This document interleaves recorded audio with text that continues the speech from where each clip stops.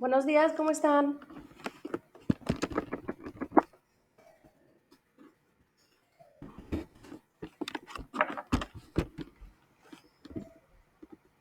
¿Sí me escuchan?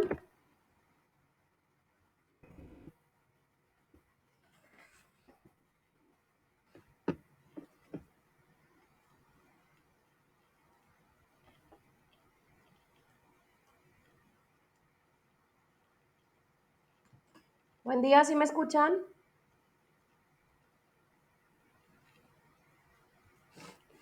No la escucho, se me hace que está hablando, pero no la escucho.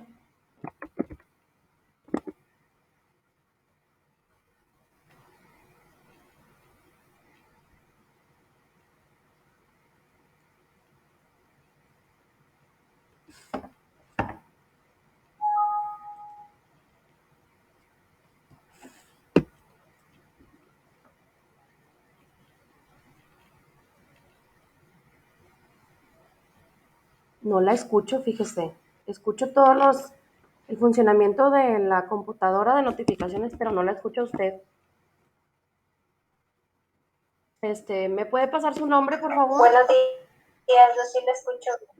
Ok, ¿me pueden pasar sus nombres, por favor?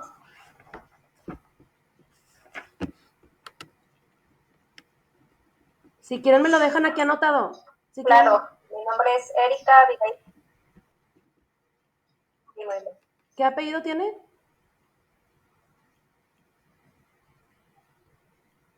Vázquez.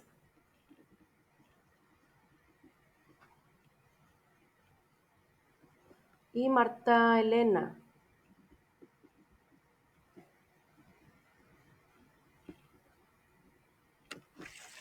Marta, usted fue la que me mandó mensaje, ¿verdad? Que quería un poquito ahí de tiempo para entregar. No la escucho. ¿Todavía no funciona su micro o no sé qué esté fallando porque no se escucha nada?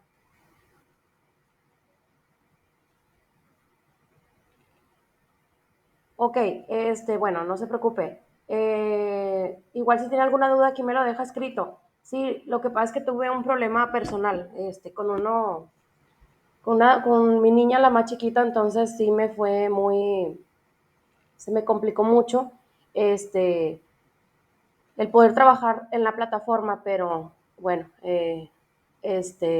pues ya están las actividades. Espero que en próximas semanas eh, pues no sea así. Creo que ya está solucionado. Y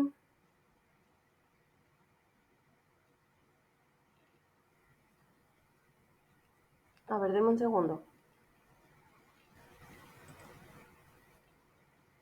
Marta, de todas maneras, por eso también se llevan calendarios, porque en uno se hace cuestionario, que en los cuestionarios pues no deben de tardar más de 60 minutos, y las actividades, o sea, se planea para que ustedes no tengan toda la semana llena de tareas, ¿sí?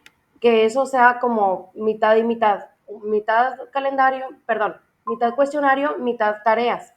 Entonces, digo, ya las actividades se subieron ayer martes.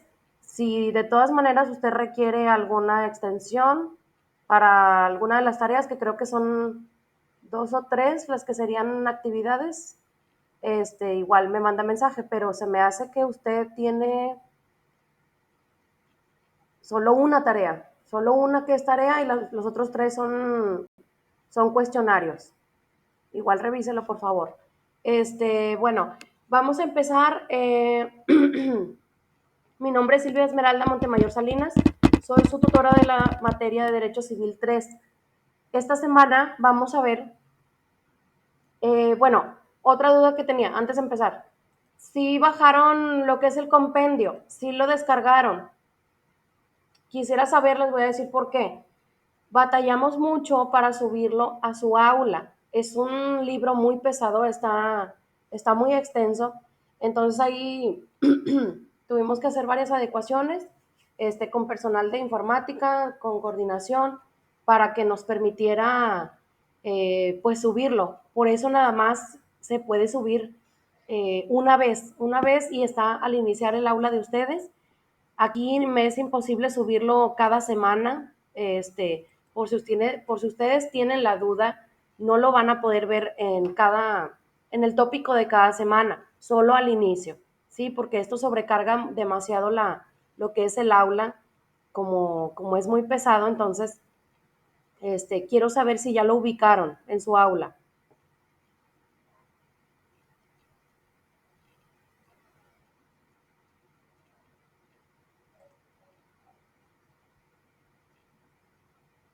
Perdón, maestra, no escuché. ¿Está hablando acerca del libro? Así es, del libro. Sí, por ahí batallamos varios días, les comento, para poder subirlo. Yo personalmente sí ya lo descargué. Sí, sí, yo les sugiero que mejor lo tengan así, porque sí lo van a estar necesitando. Y les digo, normalmente a veces los tutores lo hacemos, que subimos el libro en el tópico de cada semana, pero en este no voy a poder hacerlo. Entonces, nada más se va a quedar así fijado al iniciar el aula.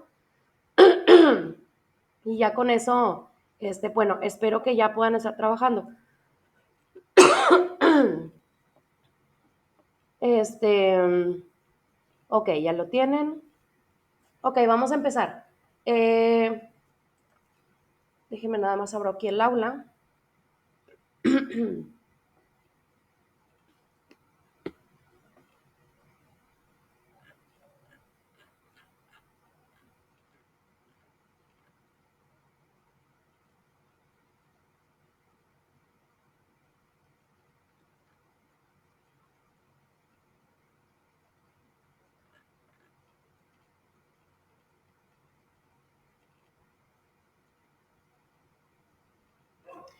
Bueno, vamos a ver lo que es las obligaciones en general, ¿sí? Y el contrato como acto jurídico creado de estas obligaciones. Pero vamos a ver primero qué son las obligaciones, ¿sí? Vamos a ver qué son las obligaciones para entenderlo de una mejor manera. Vamos a hacer algo un poquito más, más práctico. Y aquí les tengo preparado un video acerca de lo que son las obligaciones. Nada más denme un segundo para ponérselos aquí en pantalla y ahorita lo vemos con el libro.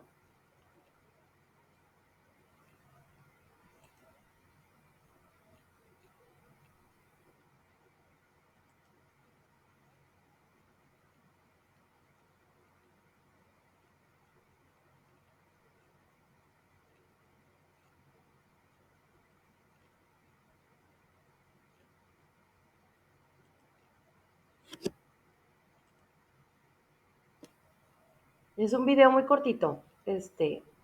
Lo vemos y ahorita nos vamos con el libro. Bueno, ahorita sí les agradecería que me dijeran si ven mi pantalla.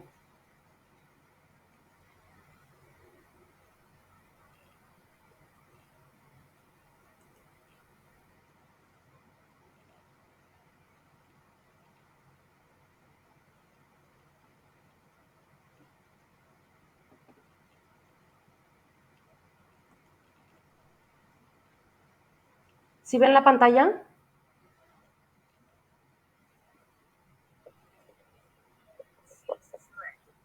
Muy bien, vamos a escuchar. Espero que no se corte.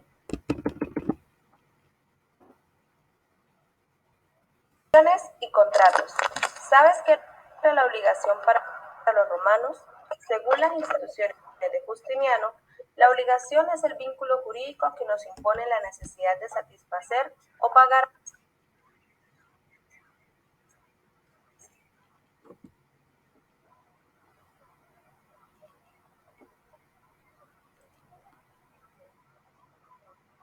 Si alguien tiene el micro prendido, porfa, apáguelo.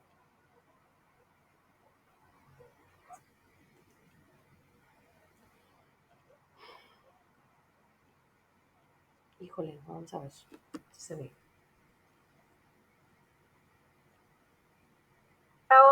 Otro una cosa según el derecho de nuestra ciudad.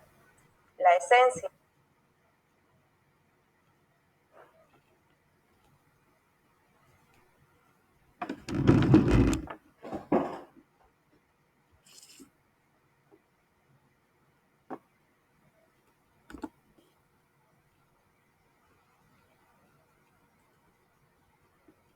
A ver, denme un momento, a ver si se carga bien.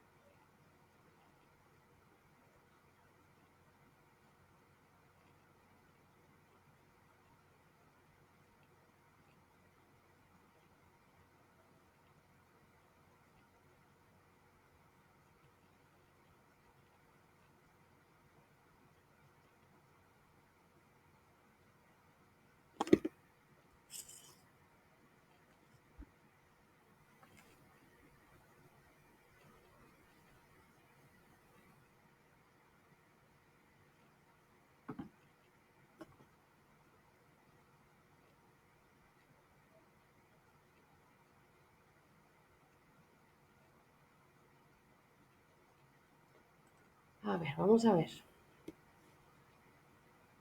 No sé por qué se trabó.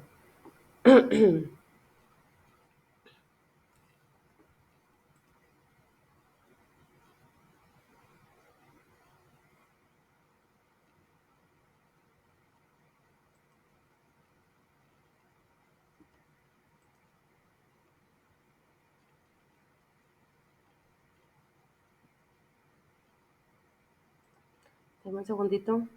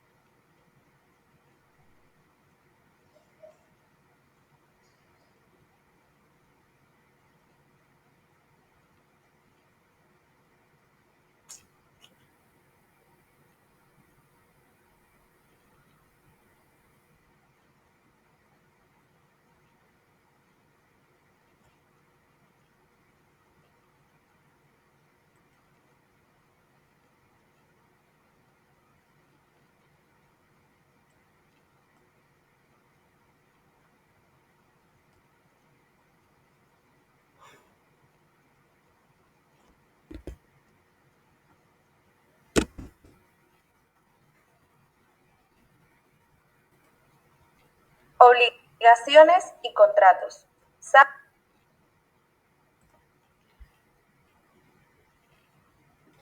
A ver, vamos a ver si se ve. Si no, ya lo quito porque... Y tenemos los dos derechos.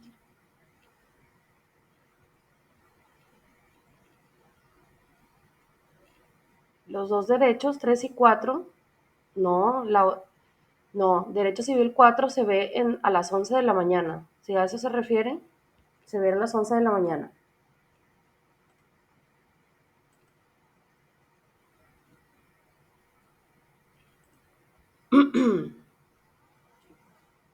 De hecho, sí, en el aula ahí dice el horario.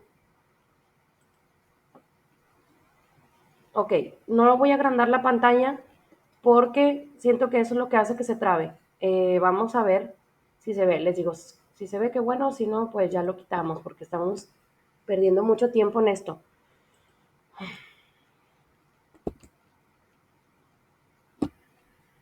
¿Sabes qué era la obligación para los romanos? Según las instituciones de Justiniano, La obligación es el vínculo jurídico que nos impone la necesidad de satisfacer o pagar a otro una cosa según el derecho de nuestra ciudad. La esencia de las obligaciones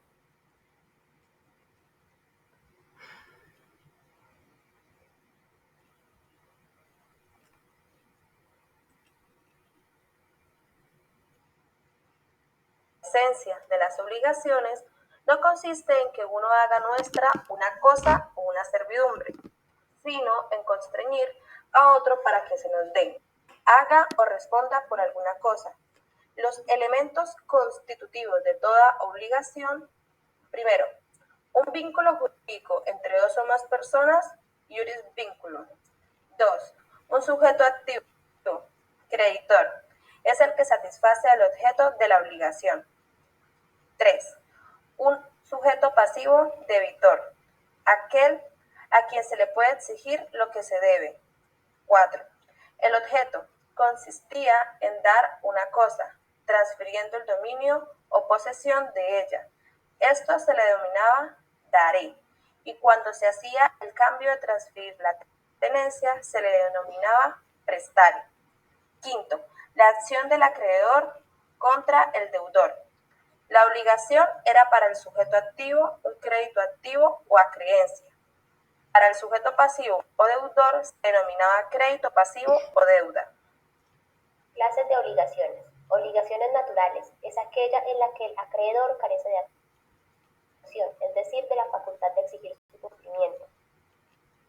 Estas solo obligan al deudor en conciencia y en el terreno de la equidad. Obligaciones visibles. Es divisible cuando el objeto es susceptible de dividirse, ya sea material o intelectualmente, entre varios deudores o a favor de varios acreedores. Obligación indivisible. Cuando su sujeto por naturaleza no admite división material ni intelectual. Si el objeto de obligación es la ejecución o no ejecución de un hecho, la obligación es indivisible porque aquel hecho no puede dividirse en partes materiales ni en cuotas y se debe pagar la totalidad del hecho debido. Obligación acumulativa. Eran aquellas que tenían objetos distintos y eran exigibles todas a la vez.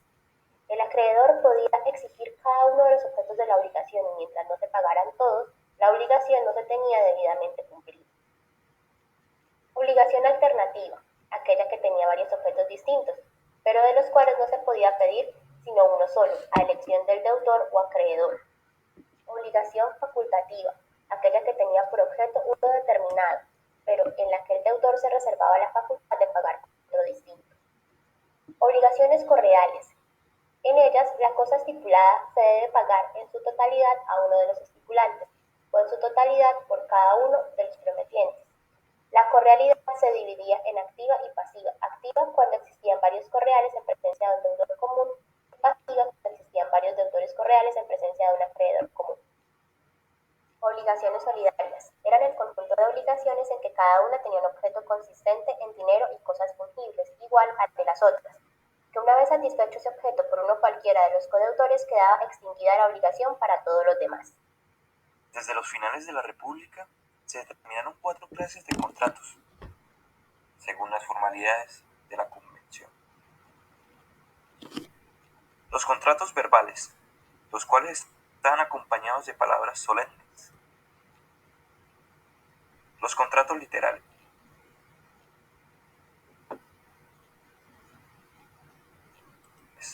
que exigían menciones escritas. Los contratos en re, que son imperfectos, solo lo son cuando se le ha entregado una cosa u objeto al deudor. Este puede ser el mutuo o préstamo de consumo, el comodato o préstamo de uso, el depósito y la prenda. Los contratos formados solos, donde solo existe el acuerdo entre las partes. Estos son la venta, la sociedad, el mandato y el arrendamiento.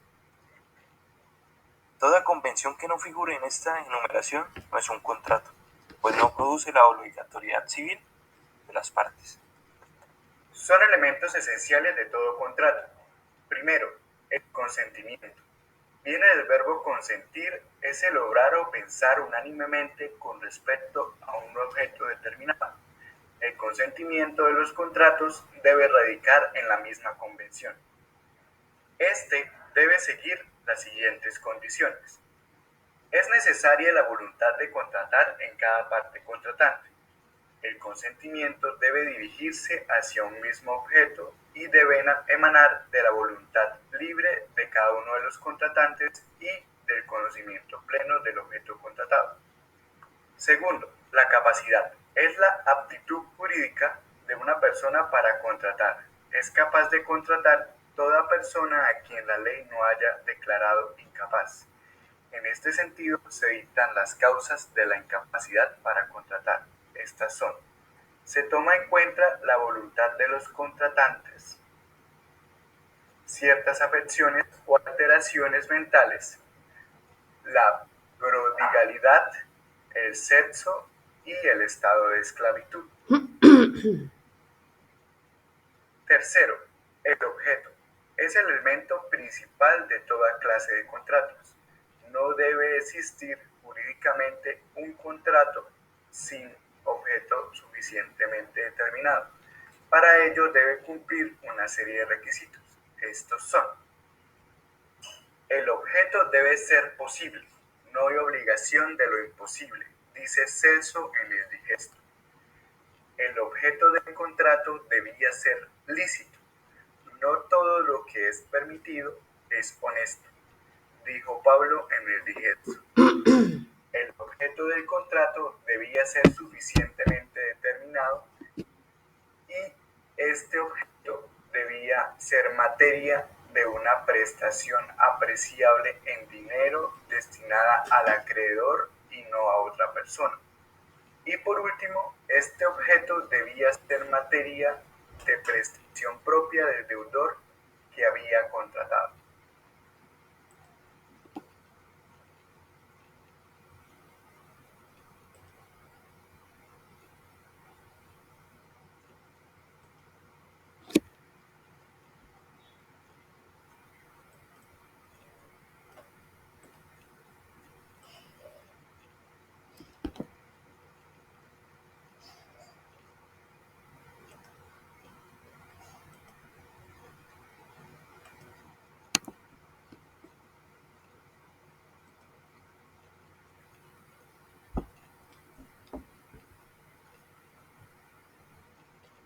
Bueno, vimos un poquito lo que eran las obligaciones, ¿sí? Vimos ahí parte de lo que es la historia. Si nos vamos con el libro, perdón, si nos vamos con el libro al capítulo número 3, bueno, ahí nos habla de lo que es el tema acción, embargo y ejecución forzada, ¿sí? Aquí, bueno, el derecho personal y la acción en juicio nos habla de esto. El autor nos dice que con el motivo del incumplimiento de ciertas obligaciones se plantea un problema que es relativo a determinar si el derecho que ejercita el perjudicado entre los tribunales para exigir, bien sea el cumplimiento exacto o por equivalente en su derecho subjetivo de crédito puesto en movimiento mediante la acción, o bien si se trata de un derecho subjetivo distinto, cómo se sostiene en la moderna teoría de la autonomía de la acción. Bueno, vamos a ver lo que es el embargo, ¿sí? Vamos, aquí nada más vamos a ver lo que son los conceptos claves, ¿sí? Porque la verdad es que entiendo que es bastante contenido, entonces, de hecho, en los exámenes así se realizan, ¿sí? Aquí nos basamos nada más en los conceptos que son relevantes.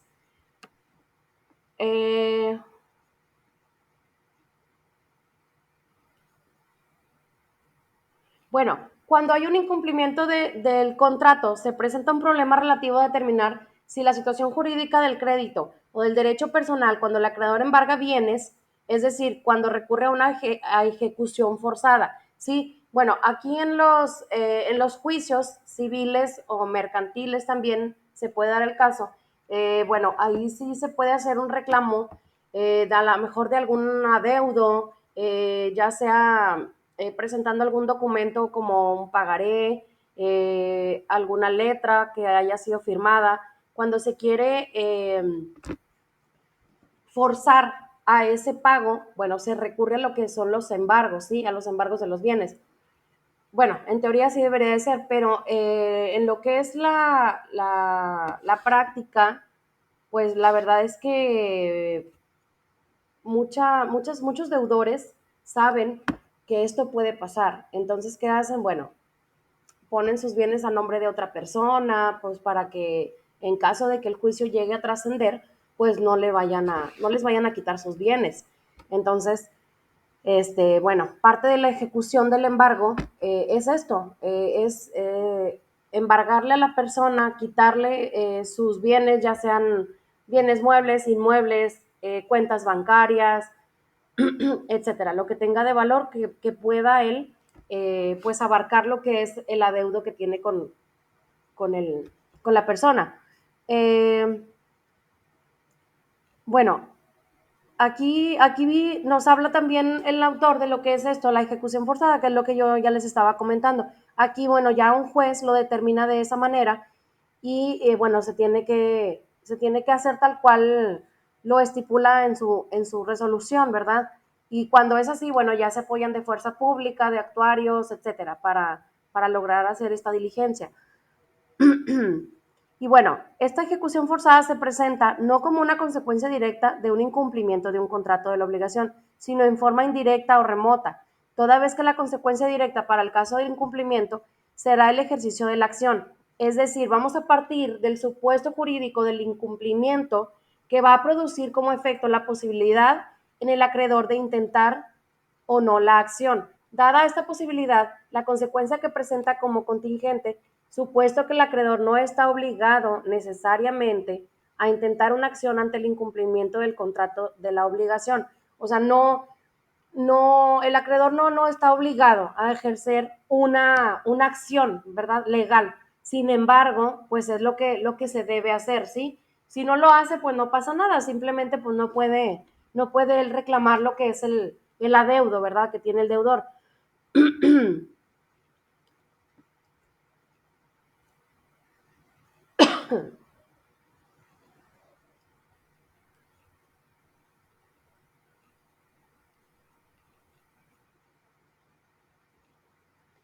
Bueno, vamos a hablar ya un poquito más específico de la ejecución forzada. Bueno, la obligación civil se presenta como una relación jurídica colectiva, es decir, su incumplimiento permite la ejecución forzada. Esta puede ser obteniendo exactamente las mismas prestaciones o una equivalente. Esto va a depender de la naturaleza de la prestación y de otras circunstancias. El que el acreedor pueda obtener a través de la ejecución forzada exactamente la prestación debida o su equivalente. Podemos decir que se trata de una obligación de dar, ¿sí? Cuando la cosa existe en el patrimonio del deudor y no hay una imposibilidad de hecho por ocultación, el acreedor puede obtener a través del embargo que se le entregue, bien sea que se le transmita el dominio o el uso, ¿sí? Según lo que se haya pactado en el contrato. También puede el acreedor de una cosa obtener la restitución o el pago, si es que éste existe en el patrimonio del deudor. Es lo que les decía. Si existe, porque cuando no existe, realmente no hay cómo obligarlo a pagar, ¿sí? Esto en vía civil, porque si nos vamos por la vía, por ejemplo, penal, bueno, a lo mejor ahí sí se puede obligar de otra manera, ya sabemos que es algo muy diferente. Pero en materia civil, si el deudor no tiene bienes, ¿con qué, pues con qué responder, ¿sí? Al embargo, pues no, realmente no hay mucho que hacer.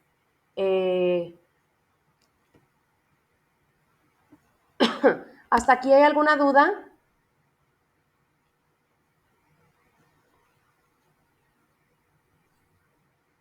No, maestra, gracias. Muy bien.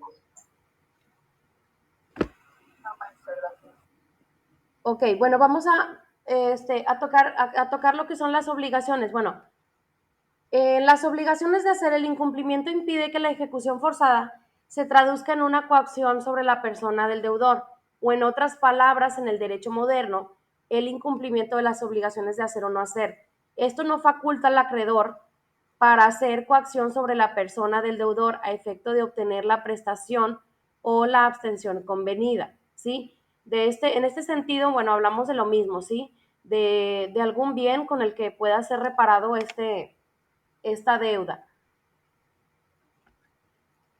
Bueno, ahora vamos a ver la clasificación de las fuentes de las obligaciones, ¿sí? Esto está en el capítulo número 4.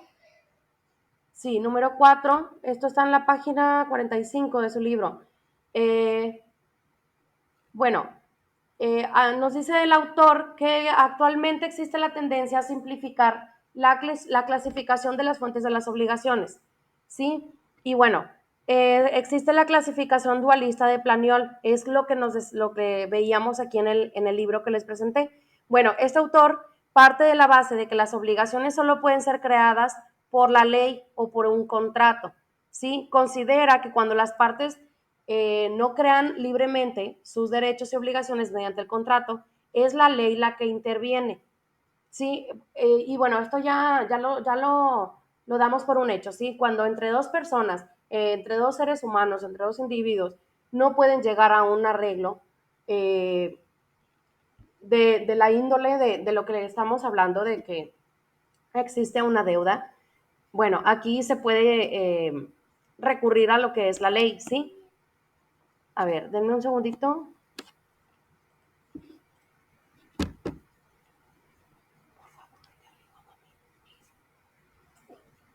No hables y no, cierra la puerta.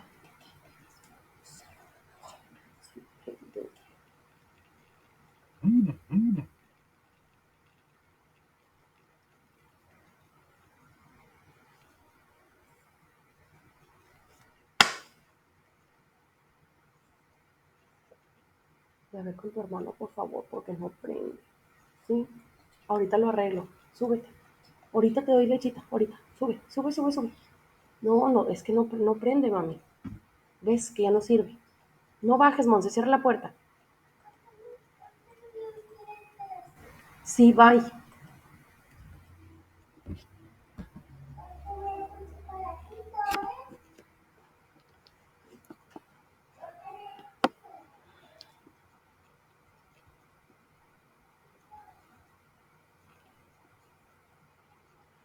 Ok, dentro de estas clasificaciones, bueno, nos habla de lo que son varios juristas, ¿sí? Nos habla de Planiol, nos habla de la tesis que hizo él, que fue criticada, ¿sí? También nos habla también de la clasificación de Bonnecast y, bueno, de distintos autores. En un segundo, lo que pasa es que estoy buscando aquí una referencia.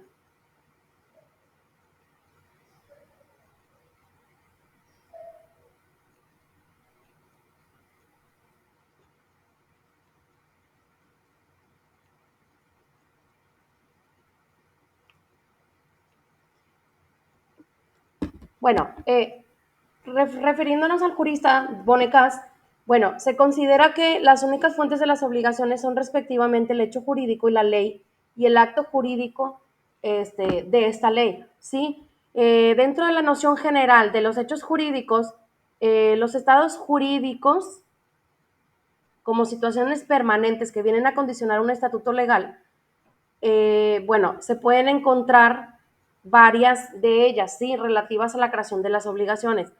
Bueno, estas obligaciones se clasifican en distintos hechos y actos jurídicos, pues el valor de la distinción señalada por Bonnecast perdería gran parte de su importancia si no se hace una correcta subdivisión. ¿Sí? Y por ejemplo, en esta clasificación de actos jurídicos podemos encontrar lo que es el contrato, el testamento, la declaración unilateral de voluntades, actos de autoridad, que en estos actos de autoridad, bueno, puede ser alguna sentencia, secuestro, adjudicación, remate, resoluciones administrativas, etcétera. Bueno, en estos hechos jurídicos vamos a encontrar lo que son los hechos naturales, ¿sí? Como lo veíamos también en el video. Sí, estos hechos naturales son hechos simplemente naturales, ¿sí? Que son relacionados con el hombre. También encontramos lo que es el hechos del hombre, ¿sí? Estos son hechos voluntarios lícitos, ¿sí? que pueden ser como gestión de negocios, enriquecimiento sin causa y responsabilidad objetiva, hechos voluntarios ilícitos, delitos dolosos, delitos culposos, incumplimiento de las obligaciones, culpa contractual en sentido estricto, recepción dolosa de lo indebido, abuso de derecho, hechos voluntarios, hechos contra la voluntad, etc. Y bueno, también si pasamos al siguiente capítulo que nos habla del contrato como un acto jurídico creador de obligaciones, ¿sí? Bueno, vamos a ver cuáles son estos elementos del contrato. Los elementos del contrato, perdón, como ya hemos indicado, como ya se ha visto más bien en otras materias que han visto ustedes de derecho civil, tuvieron que haber visto civil 1, ¿sí? Bueno, ahí se vieron lo que son los elementos del contrato. Pero vamos a ver cuáles son ya para partir en lo que es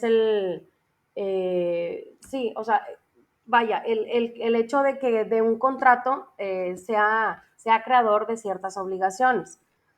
Ay, perdón, es que ando un poquito mal de la garganta.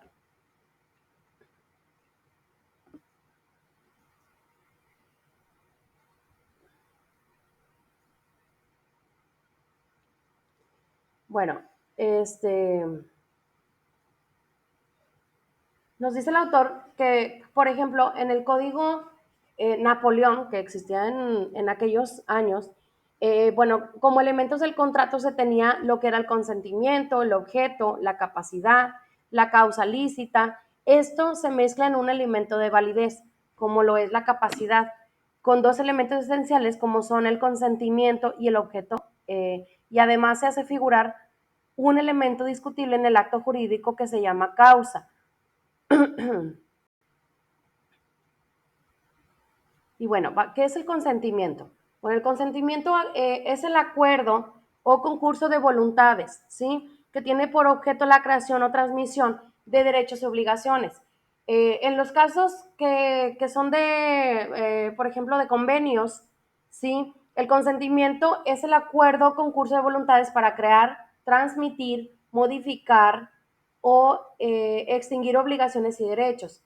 Aquí todo el consentimiento por tanto, implica la manifestación de dos o más voluntades y su acuerdo sobre un punto de interés jurídico. Sí, bueno, aquí en este tipo de consentimiento, bueno, aquí existen ambas partes, ¿verdad? Que involucran lo que es un contrato. Bueno, aquí ambas partes tienen que estar de acuerdo en lo que se estipula dentro de lo que es el contrato, ¿verdad?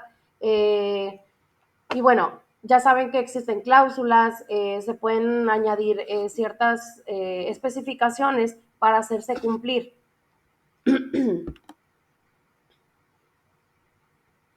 Bueno, cuando hay ausencia de este consentimiento, ¿sí? Cuando no existe, falta al contrato un elemento esencial y por tanto es inexistente. O sea, yo no puedo ir a firmar un contrato con una persona, ¿sí? Si a lo mejor esa persona, no sé, a lo mejor esa persona me va a arrendar un inmueble, ¿verdad? La persona, a lo mejor ya en pláticas, pues me dice, no, pues, ¿sabes qué? Te voy a rentar un departamento en 5,000 pesos mensuales, me vas a dar 5,000 pesos de depósito, etcétera. Esto se va a hacer en una vigencia de 6 meses. Pero, ¿qué pasa si cuando yo voy a firmar el contrato de arrendamiento, pues la vigencia dice 12 meses? Yo no estoy obligada a firmar. Sí, entonces como no estoy de acuerdo, no puedo firmar ese contrato. No está mi consentimiento de yo querer firmar un contrato por 12 meses. Entonces a esto se refiere. Si alguna de las partes no está de acuerdo con lo que se estipula dentro de un contrato, hay falta de consentimiento y por ende no puede haber pues este contrato, ¿verdad? Va a ser inexistente. Esto también ocurre en los supuestos, por ejemplo, cuando las partes sufren un error respecto a la naturaleza del contrato. cuando sufren algún error respecto a la identidad del objeto. Y en los contratos simulados, bueno, sí puede pasar que a veces hay algún error al momento de crear este tipo de contratos, pero bueno, para eso se tiene que leer, siempre sean cuidadosos cuando lean algún tipo de contrato, porque bueno, como luego dicen, ¿verdad? Pueden existir letras chiquititas que no sabemos, a veces pasan desapercibidos.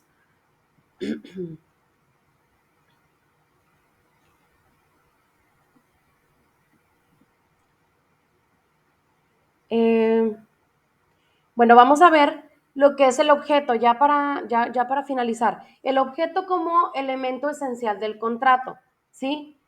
El objeto en el contrato no es la cosa o el hecho, ¿sí? Estos son los objetos indirectos de una obligación, pero como el contrato lo crea y esta tiene como objeto la cosa o el hecho, la terminología jurídica, por razones de práctica y de economía en el lenguaje, ha confundido principalmente a varios códigos, ¿sí? El objeto de la obligación con el objeto del contrato. Ahora bien, son objeto de los contratos y el autor nos da diversos supuestos.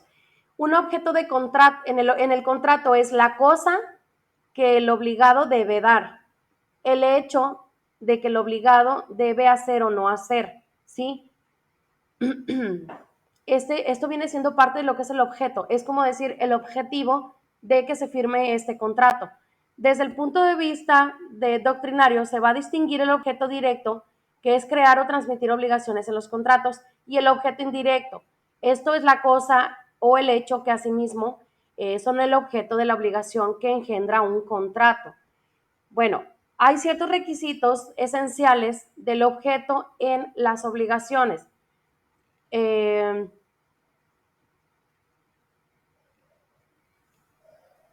Bueno, como requisito puede ser que la cosa debe ser físicamente posible y la otra es que la cosa debe ser jurídicamente posible. Sí, también existe la posibilidad física. La cosa es físicamente posible cuando existe en la naturaleza o puede existir, por lo tanto, y hay una imposibilidad física cuando no existe ni puede existir en ella. Sí, es decir, como el ejemplo que yo les daba, yo no puedo ir a firmar un contrato de un arrendamiento de un departamento si no hay departamento, ¿sí? O sea, a esto también se refiere la posibilidad física, ¿sí? Que exista ese tipo pues como lo dice aquí, ¿verdad? El autor, ¿sí? Que la cosa esté físicamente, que sea físicamente posible, ¿sí? Si no, pues la verdad es que no se podría. La otra es que haya una posibilidad jurídica, ¿sí? Esto se dice cuando en el comercio, por ejemplo, cuando es determinado o susceptible de determinación jurídica, por lo tanto, son cosas imposibles desde un punto de vista jurídico las que están fuera del comercio, ¿sí? Y las que no pueden determinarse. Si hay algo que está fuera de esto, pues realmente no se puede dar lo que es el contrato, sino no hay un objeto de un contrato.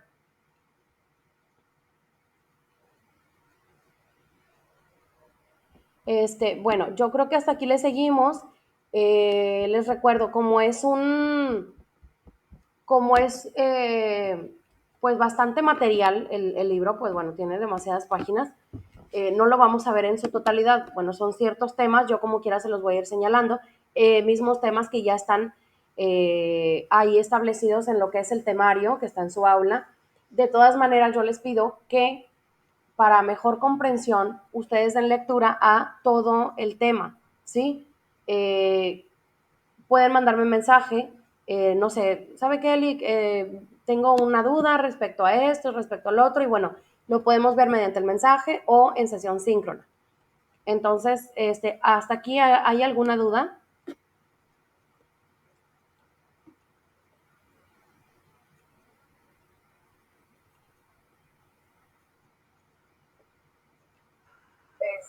No, maestra, yo digo que las dudas van a surgir conforme.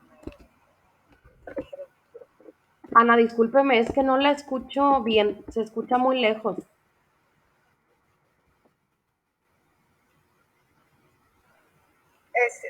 bien con la clase. Ok. Las dudas van a surgir en cuanto empiece a leer el capítulo, Así es. pero le puedo mandar un mensaje. Sí, claro, les digo, de los conceptos que estuvimos viendo, pues casi todo viene en el libro, entonces Gracias. sí lo trato de hacer de alguna manera, pues platicada, ¿verdad? Y también dándoles ejemplos prácticos para poder entenderle un poquito mejor, porque como es bastante información, no quiero que se me revuelvan ni que se me confundan. Si ya no hay otra duda, por mi parte sería todo, terminamos esta llamada y en 5 minutos empiezo la otra con Derecho Civil 4 para quien vaya a estar presente.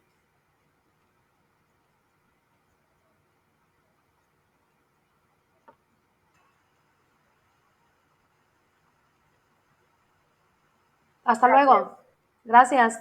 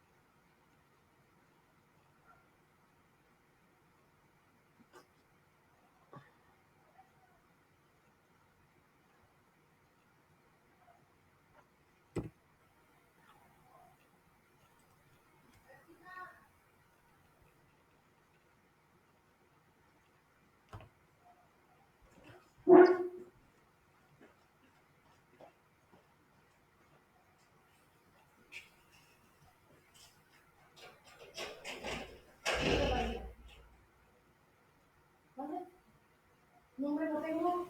Si no la veo de noche. Sí. Sí.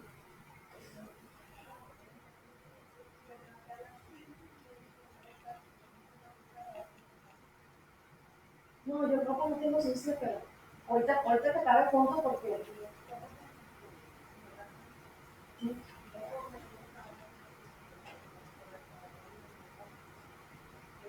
Súbete, súbete. Alas. Déjame empiezo la otra. Sí. Súbete, por favor. Lacho, enséñale a tu hermana. Y cierra la puerta, por favor. Ándale, mami, súbete. Yo voy a empezar otra vez.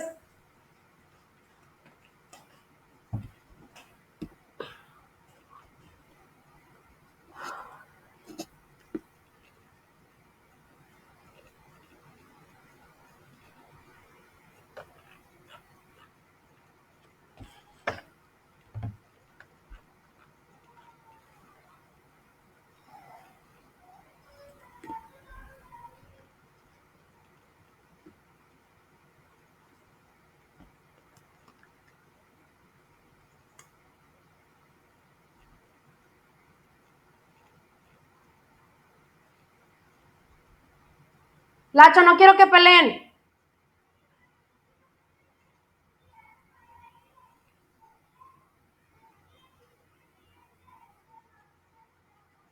Lacho, estoy trabajando. Cierra la puerta.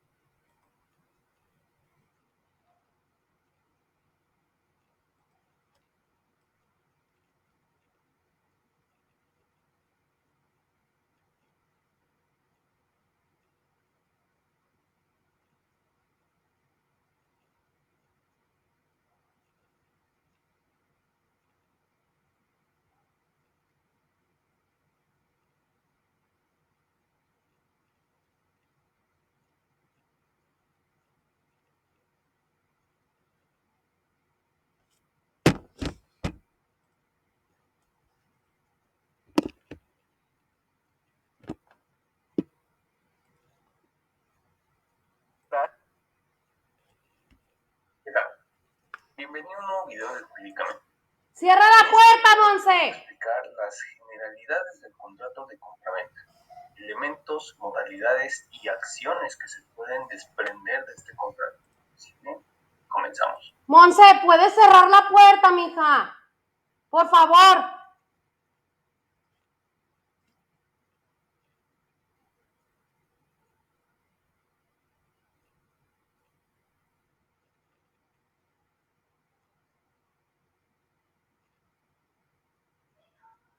Lacho, cállate.